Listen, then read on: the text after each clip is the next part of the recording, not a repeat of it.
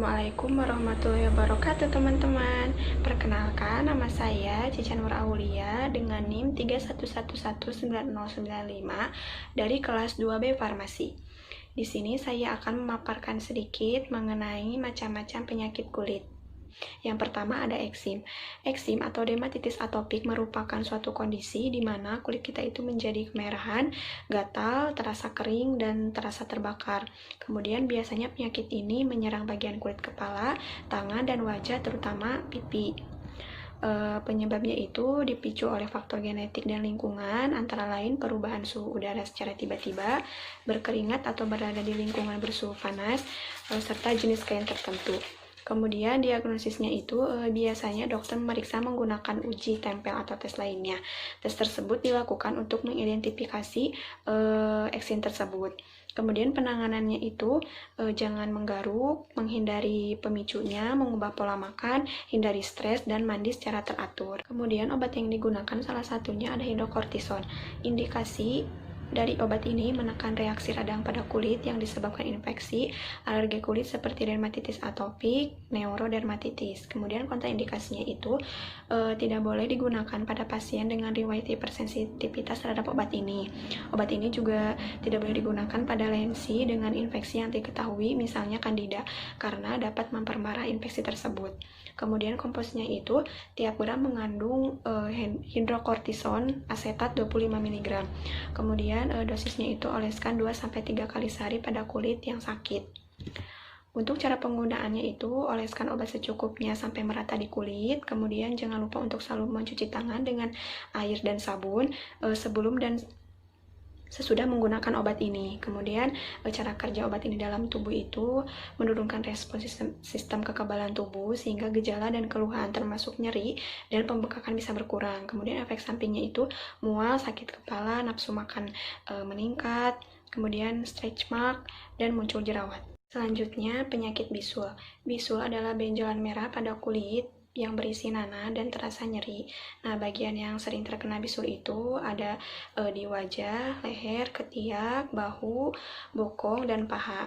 Hal ini terjadi karena bagian tersebut sering bergesekan dan berkeringat. Kemudian untuk penyebab utamanya itu adalah infeksi bakteri Staphylococcus aureus pada folikel rambut. Adapun penyebab lainnya yaitu karena tidak menjaga kebersihan dan memiliki sistem kekebalan tubuh yang lemah. Kemudian diagnosisnya itu dokter akan melakukan tanya jawab langsung kepada penderita, kemudian dilanjutkan dengan pemeriksaan pada kulit yang mengalami bisul. Biasanya bisul ini dapat ditangani secara langsung. Kemudian penanganannya itu bisa dengan mengompres bisul dengan air hangat, membersihkan bisul yang pecah dengan kain kasa steril, mengganti perban dengan sesering mungkin, kemudian mencuci tangan dengan air dan sabun. Kemudian obat yang digunakannya itu ada cefalexin, indikasinya itu infeksi ringan sampai dengan sedang untuk infeksi saluran nafas, sel kemih, jaringan kulit, dan tulang. Kemudian kontraindikasinya itu hipersensitif dan hamil. Kemudian komposisinya itu pada setiap tablet cefalexin mengandung 500 mg cefalexin. Kemudian dosisnya itu untuk dewasa 500 mg 2 kali sehari, dosis maksimumnya itu 4 mg per hari. Kemudian untuk anak 25-50 mg per dibagi menjadi 2 kali sehari. Kemudian cara penggunaannya itu dapat dikonsumsi dengan atau tanpa makanan, namun lebih baik jika dikonsumsi bersama makanan untuk mendapatkan manfaat obat yang maksimal. Kemudian biasanya obat ini dikonsumsi setiap 6-12 jam. Mekanismenya itu obat ini bekerja dengan menghambat pembentukan dinding sel bakteri sehingga mencegah pertumbuhan bakteri. Efek sampingnya itu mual, sakit perut, diare, dan sariawan. Selanjutnya ada jerawat. Jerawat adalah masalah kulit yang terjadi pada folikel rambut atau tempat tumbuhnya rambut yang tersumbat oleh minyak dan sel kulit mati.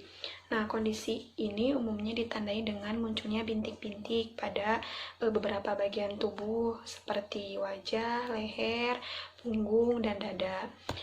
Kemudian, adapun penyebab dari jerawat ini, yang pertama bakteri. Jadi bakteri yang menyebabkan jerawat ini adalah Propionibacterium acnes, yaitu berkembang menyumbat folikel rambut. Kemudian ada hormon. Aktivitas hormon androgen berlebih dapat menyebabkan jerawat. Kemudian masa pubertas bisa juga menyebabkan jerawat karena hormon testosteron itu akan meningkat ketika masa pubertas, akibatnya kelenjar minyak lebih banyak. Kemudian stres juga dapat memperburuk kondisi jerawat yang sudah ada. Kemudian diagnosisnya itu jerawat bisa melalui pemeriksaan langsung pada kulit penderita. Melalui pemeriksaan, dokter dapat menentukan jenis jerawat yang tumbuh serta mengukur tingkat keparahannya. Kemudian penanganan yang bisa dilakukan, sebenarnya penanganan jerawat itu membutuhkan waktu yang lama, tergantung keparahannya. Tetapi untuk menanganinya itu bisa dengan menggunakan krim atau gel yang dapat dibeli tanpa resep dokter, contohnya benzoyl peroxide. Nah, obat yang digunakan di sini salah satunya ada benzolat 5%. Indikasinya itu untuk pengobatan jerawat, akne vulgaris, kontraindikasinya itu hipersensitif, hamil, menyusui, anak di bawah 12 tahun. Komposisinya mengandung benzoyl peroxide dengan konsentrasi sebanyak 5% sebagai bahan tunggal. Kemudian dosisnya untuk pasien dewasa dan anak-anak usia di atas 12 tahun, oleskan gel yang mengandung 5% benzoyl peroxide pada jerawat 1-2 kali sehari. Kemudian cara penggunaannya itu, kalian harus memastikan terlebih dahulu bahwa tidak ada reaksi alergi yang muncul pada kulit. Caranya, oleskan benzolat pada beberapa area yang berjerawat, lalu amati reaksinya dalam 3 hari. Kemudian selalu cuci tangan sebelum menggunakan benzolat, dan pastikan kulit itu telah bersih dan kering. Lalu oleskan pada area yang berjerawat serta dihindari area sekitar mata, hidung, atau mulut. Kemudian mekanisme obat dalam tubuh, benzolat bekerja dengan membunuh bakteri penyebab jerawat, mengurangi peradangan, serta membersihkan pori-pori yang tersumbat. Efek sampingnya, kulit menjadi kering, mengelupas, kulit berminyak, kemerahan, sakit kepala, sakit perut, dan diare. Selanjutnya ada herpes. Herpes adalah penyakit yang ditandai dengan munculnya lepuhan pada kulit, berwarna kemerahan dan berisi cairan. Penyakit herpes termasuk dalam penyakit jangka panjang karena virusnya itu bisa bertahan seumur hidup di dalam tubuh seseorang. Kemudian penyebabnya itu disebabkan virus herpes simplex tipe 1 dan 2. Kedua virus tersebut termasuk virus herpes hominis yang digolongkan ke dalam virus DNA.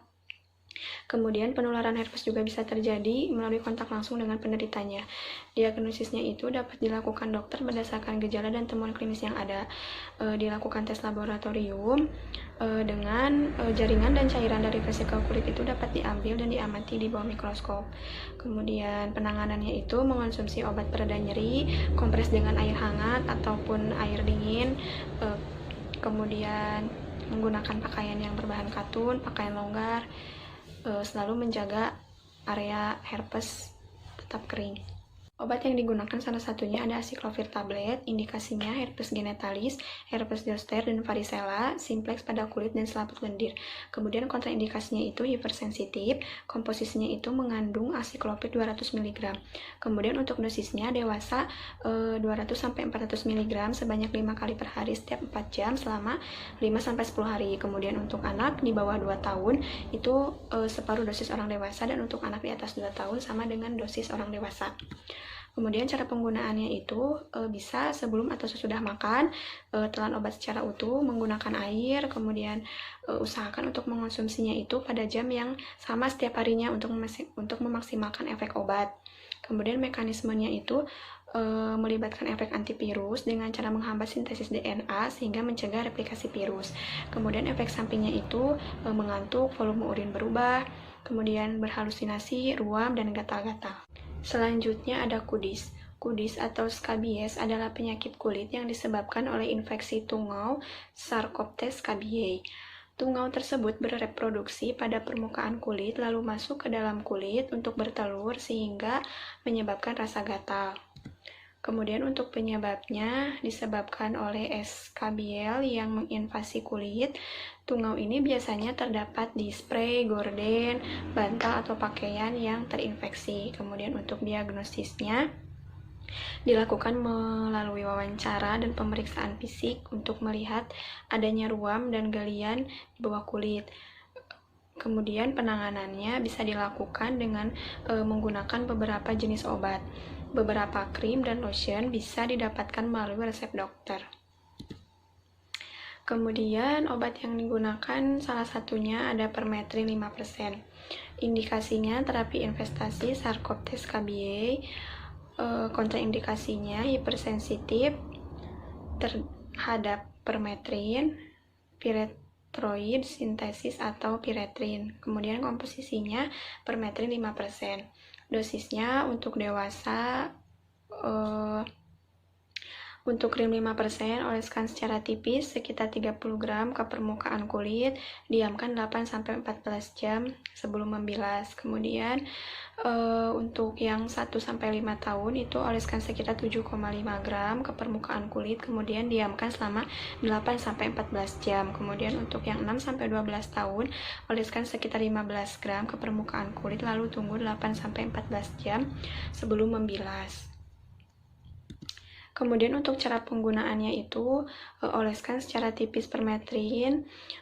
Kemudian untuk bayi atau lansia di atas usia 65 tahun juga dioleskan di kulit kepala atau rambut dan kening. Kemudian diamkan selama 8-14 jam. Nah, setelah 8-14 jam baru bilas krim permetrin dengan air ketika mandi. Kemudian untuk mekanisme obat dalam tubuh, permetrin ini bekerja dengan cara menghancurkan sel parasit sehingga membunuh tungau dan kutu serta telurnya. Kemudian efek sampingnya, sebenarnya penggunaan permetrin ini umumnya aman, tetapi ada beberapa efek samping, yaitu ada rasa sensasi terbakar, tapi itu sementara, dan ada rasa gatal di sebagian atau seluruh tubuh. Sekian materi yang dapat saya paparkan. Mohon maaf bila banyak kesalahan, bila ada salah-salah kata. Wabillahi taufiq wa hidayah. Wassalamualaikum warahmatullahi wabarakatuh.